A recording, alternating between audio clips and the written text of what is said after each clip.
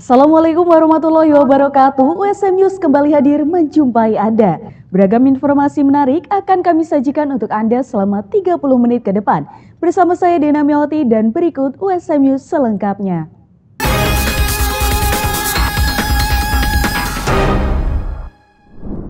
Universitas Semarang resmi menjalin kerjasama dengan PT Maju Bangkit Indonesia.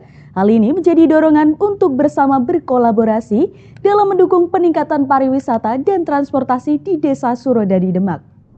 Universitas Semarang menjalin kerjasama dengan PT Maju Bangkit Indonesia Group guna mengembangkan desa wisata di Desa Surodadi yang terintegrasi untuk memajukan sektor pariwisata dan transportasi. Berlangsung pada 18 Februari 2025, kerjasama ini mendapat respon positif dari Direktur PT Maju Bangkit Indonesia Group, Edi Nur Seto AMD, yang menyatakan bahwa kerjasama ini berfokus pada sektor transportasi yang sangat dibutuhkan oleh Desa Surodadi yang terletak di daerah perairan.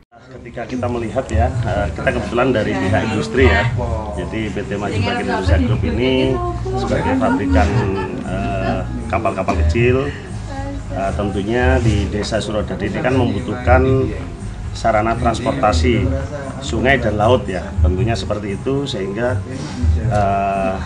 program yang sudah dicanangkan oleh Pak Lurah, Pak Agus Supriyanto itu harapannya kita bisa membantu supaya program beliaunya berjalan dengan baik karena memang transportasi yang paling utama dibutuhkan di desa ini. Tentunya kami segera realisasikan nanti bersama pihak kampus ya Universitas Semarang dan juga pihak desa. Lebih cepat lebih bagus, saya pikir seperti itu. Kami siap dengan dukungan pada desa ini. Kira-kira seperti itu, Mbak.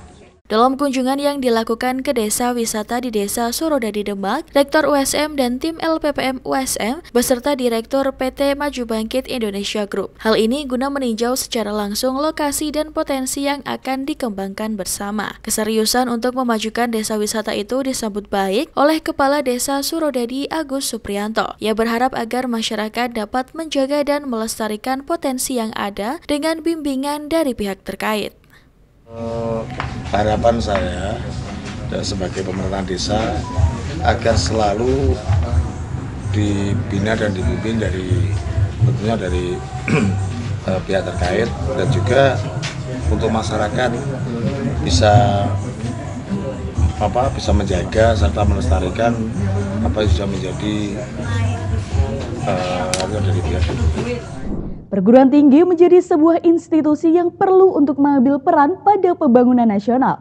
Wamendikti-Saintek Profesor Fauzan mendorong 4.000 perguruan tinggi se-Indonesia untuk berkolaborasi dengan pemerintah dalam mendukung pembangunan nasional. Wakil Menteri Pendidikan Tinggi, Sains dan Teknologi, Fauzan, meminta perguruan tinggi ikut menjawab persoalan dalam prioritas pembangunan nasional. Dalam koordinasi pimpinan Badan Penyelenggara dan Pimpinan Perguruan Tinggi LL Dikti Wilayah 6 di Semarang pada Selasa lalu, Fauzan menuturkan bahwa perguruan tinggi bertugas untuk mengidentifikasi potensi masing-masing daerah melalui penelitian, pengembangan, dan pemberdayaan. Dengan 4.000 perguruan tinggi yang ada di Indonesia, ia menyebut bahwa banyak potensi yang berbeda. Selain itu, tiap daerah turut memiliki potensi kearifan lokal yang berbeda. Menteri Pendidikan Tinggi Saintek itu berkeinginan atau bahkan memiliki misi yang luar biasa bagaimana perguruan tinggi di Indonesia ini turut serta berkontribusi terhadap pembangunan nasional. Nah, untuk dapat merealisasikan itu maka perguruan tinggi harus diberi kebebasan untuk melakukan aktivitas yang tentu saja berbasis aktivitas akademik. Bisa berbasis kompetensi akademik maupun berbasis riset. Nah, mengapa demikian? Karena dengan cara itu kita akan dapat memberikan percepatan, ya, memberikan percepatan terhadap pertumbuhan pembangunan di Indonesia di segala bidang. Di segala bidang karena apa? Perguruan tinggi di Indonesia ini banyak, jumlahnya 4.000 lebih, yang masing-masing memiliki potensi yang berbeda-beda.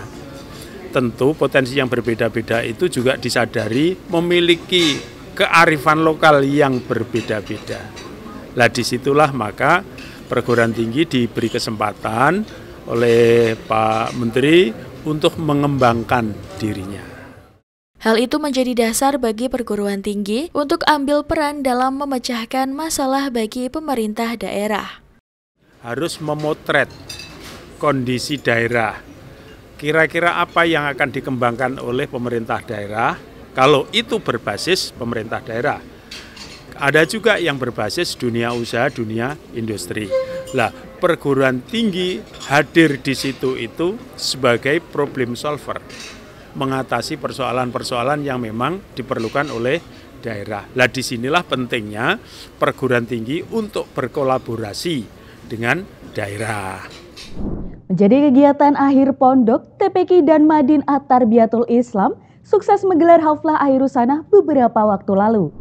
TPQ dan Madin At-Tarbiyatul Islam menggelar haflah akhir sana atau kegiatan akhir pembelajaran pondok yang berlokasi di halaman TPQ dan Madin At-Tarbiyatul Islam, Kelurahan Penggaron Lor, Kecamatan Genuk, Kota Semarang. Acara yang digelar 16 Februari 2025 itu dihadiri oleh berbagai tokoh penting, termasuk Habib Hamid Bagil, serta diisi dengan mauidhah hasanah yang disampaikan oleh Kiai Haji Fatur Rahman Thohir, pengasuh Pondok Pesantren Al-Ittihad Poncol, Kabupaten Semarang. Dibuka dengan berbagai penampilan menarik, peserta didik TPQ dan Madin melantunkan hafalan bacaan sholat dan surat pendek, pembacaan puisi, juga pidato yang menunjukkan semangat serta kemampuan mereka dalam bidang keagamaan. Penampilan ini tidak hanya menghibur, tetapi juga menjadi bukti nyata dari hasil pembelajaran yang telah mereka tempuh. Lantunan sholawat yang merdu menambah suasana acara semakin syahdu dan penuh keberkahan. Habib Hamid Bagil berpesan agar orang tua dapat terus membimbing dan memperhatikan anaknya agar menjadi insan-insan yang unggul. Peran orang tua untuk anak-anaknya di dalam Madin tidak ada bedanya seperti seorang petani yang tidak cukup hanya menanam benih. Benih ditanam masih membutuhkan disiram. Setelah disiram masih membutuhkan perhatian. Sama seperti anak-anak diletakkan di dalam pondok pesantren, di dalam Madin. Tidak cukup seorang ayah atau ibu meletakkan, memasukkan di dalam Madin saja. Akan tetapi tetap membutuhkan perhatian dan membutuhkan doa daripada orang tuanya tersebut dan perhatian khusus daripada para wali-wali santri yang harapannya dengan perhatian khusus tadi menghasilkan bibit-bibit yang unggul dan akan panen dengan panen yang maksimal, yaitu anak kita menjadi anak yang soleh-solehah. Gerakan Pramuka mempunyai tugas pokok menyelenggarakan pendidikan kepramukaan bagi kaum muda guna menumbuhkan tunas bangsa agar menjadi generasi yang lebih baik dan sanggup bertanggung jawab dan mampu membina serta mengisi kemerdekaan nasional, dan dalam pelaksanaannya diperlukan dukungan anggota dewasa seperti yang dilakukan oleh Kuarcap Grobogan yang menggelar pelaksanaan orientasi bagi Kamabigus baru-baru ini.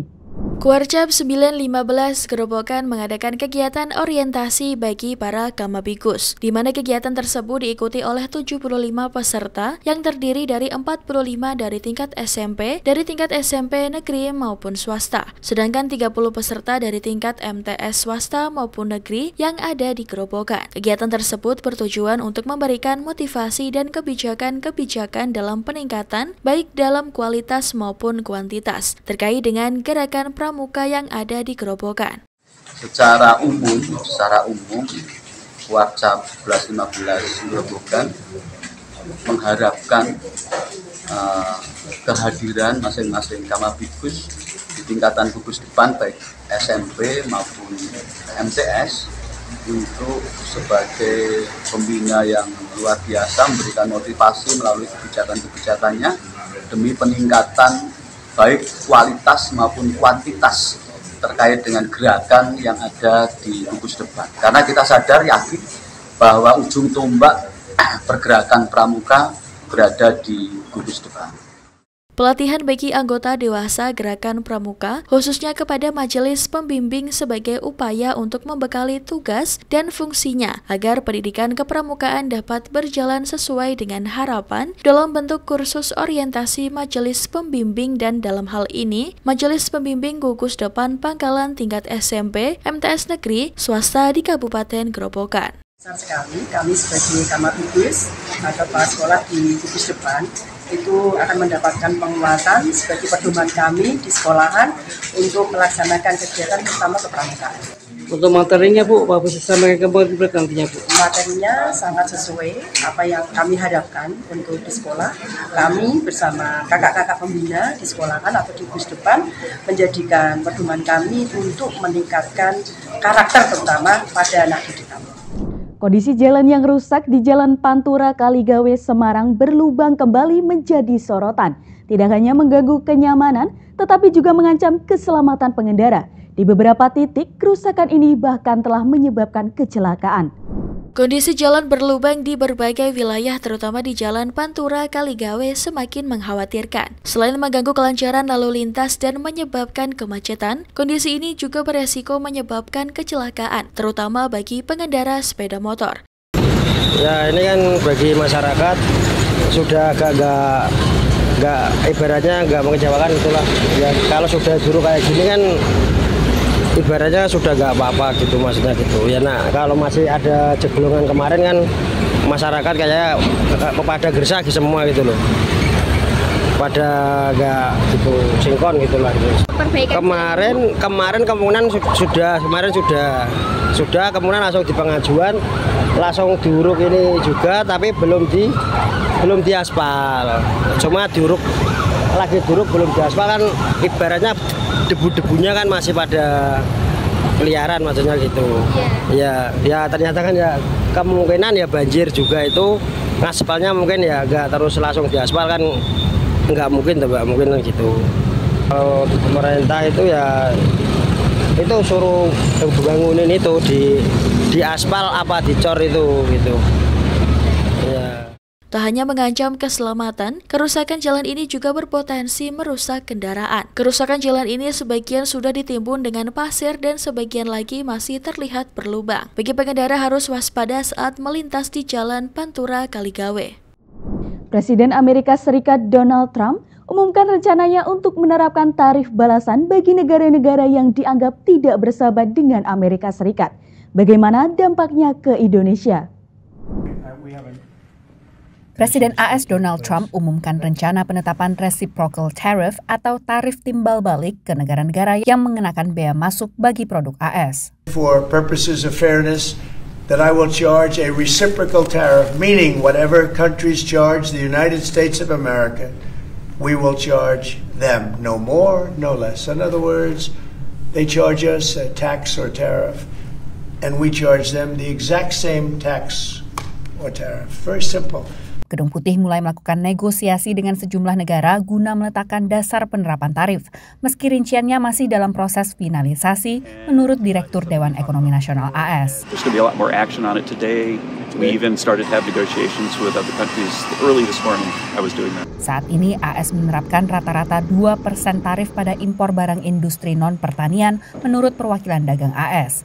Ekonom melihat tarif timbal balik ini akan berdampak pada penetapan suku bunga acuan AS. The foreign tariffs are not inflationary for the U.S., but they do hurt U.S. exporters. It's going to be very tricky for the Fed to set interest rates in that world because these are shocks we don't normally see. So it'll be tricky for them to figure out what is going to be the effect of the retaliation, the tariffs, and then their retaliation on the U.S. economy. Very uncertain. A difficult job for the Fed. Memo Presiden ini bersifat tak mengikat dan butuh riset serta negosiasi lanjutan sebelum diimplementasikan. Belum ada jadwal pasti kapan tarif akan resmi diberlakukan. Sebelumnya, Trump umumkan keputusan untuk menetapkan tarif 25% untuk semua impor produk baja dan aluminium yang akan dimulai pada bulan Maret. Tarif ini akan berdampak pada pemasok baja utama Amerika Serikat seperti Kanada, juga Brasil, Meksiko, Korea Selatan, dan juga Jerman. Kanada juga mengekspor aluminium ke pasar Amerika. Analis menilai rencana tarif timbal balik ini akan bisa jadi pisau bermata dua bagi Amerika Serikat. Pada akhirnya negara-negara berkembang ini bisa jadi ke another scenario, bukan tarifnya turun, malah higher tariff terhadap Amerika Serikat dan secara diskriminatif ya, tapi kemudian mengundang China untuk masuk gitu kan, karena mereka melihat bahwa ya China merupakan sejawatnya yang juga sama-sama diberikan ancaman dagang ya oleh Trump. Di sisi lain, gaya kepemimpinan Trump yang dinilai lebih transaksional akan bisa jadi peluang bagi Indonesia. Karena kan gayanya Trump adalah gaya bilateral, bukan multilateral ya. Pastinya Indonesia pasti juga akan mendapatkan peluang untuk kemudian didekati juga ya, baik itu dari sisi POV yang negatif maupun positif. Defisit perdagangan AS dengan Indonesia mencapai 17,9 miliar dolar pada tahun 2024, meningkat 5,4% dibanding tahun 2023, menurut perwakilan dagang AS. KBRI Washington menyatakan pemerintah Indonesia dan AS terus melakukan pembahasan untuk meningkatkan perdagangan dua arah antara kedua negara. Dari Washington DC, Virginia Gunawan dan tim VOA. Pemirsa, dua indikator utama laju inflasi di Amerika Serikat masing-masing menunjukkan penguatan kembali dengan kenaikan harga berbagai kebutuhan mulai dari pangan, energi hingga hunian. Kekhawatiran penguatan kembali inflasi ini meresahkan warga berpenghasilan pas-pasan yang kadang bahkan harus menjalani dua pekerjaan. Selengkapnya dilaporkan tim VOA dari Washington DC. Informasi ini sekaligus menutup perjumpaan kita hari ini. Saksikan terus USM News hanya di USM TV. Saya Dena Mioti dan seluruh kru yang bertugas pamit undur diri. Terima kasih. Wassalamualaikum warahmatullahi wabarakatuh. Di dekat Houston, negara bagian Texas, Tiana adalah ibu 3 anak yang berjuang keras memenuhi kebutuhan hidup di tengah tingginya laju inflasi. I work roughly between 75 and 80 hours a week. And it's a lot due to the fact that I'm a mother and I have to work just to provide for my children. Siang harinya, Tiana bekerja mengantar makanan di sebuah restoran siap saji. Sementara malamnya, ia bekerja sebagai pembersih transportasi umum. I have a second job just to stay on top of everything because my second job I get paid weekly. So with the bi-weekly, I'm still able to keep, little bills here, whatever it needs to be paid. I can pay it off one check or I can pay it off another check and then still be able to do what I need to do for my kids. Dua indikator inflasi terakhir yang diterbitkan Biro Statistik Ketenagakerjaan di bawah Departemen Tenaga Kerja menunjukkan penguatan inflasi di Amerika Serikat, mengusik anggapan belakangan ini bahwa inflasi telah terkendali. Indeks harga produsen yang memantau harga di tingkat grosir menunjukkan peningkatan secara signifikan melebihi ekspektasi, yaitu ke angka 3,5% dibandingkan tahun sebelumnya. Sementara indeks harga konsumen juga menunjukkan penguatan ke angka 3% secara tahunan. Semuanya menjauhi target Bank Sentral AS atau Federal Reserve sebesar 2%. It marked the fourth consecutive month-over-month acceleration of inflation. So yes, you can get some seasonality with year-beginning price increases from businesses, but this was a pervasive increase across energy, food, transportation, services, just a host of things, and that's problematic for the Fed. Yang paling terdampak adalah warga berpenghasilan paling rendah, termasuk Tiana. There's a lot of misconceptions about who gets paid low wages, and one of the biggest one is that these are all high school kids earning that, and actually most of the low-wage workers, including fast food workers, are adults, and most of them are the main provider in their families and are supporting families. Bagi mereka, kenaikan upah tak sanggup mengejar peningkatan harga. It's important to also distinguish between the minimum wage and the living wage. And even though minimum wages have gone up in many states and localities, they're still not paying a living wage. What is a living wage? A living wage is a wage that allows workers to be self-sufficient and provide for their families. And so what does that mean? It means that you cannot make ends meet with your current job, and that usually forces people to have to look for a second job or maybe even a third job in order to make enough of a wage to provide for their families.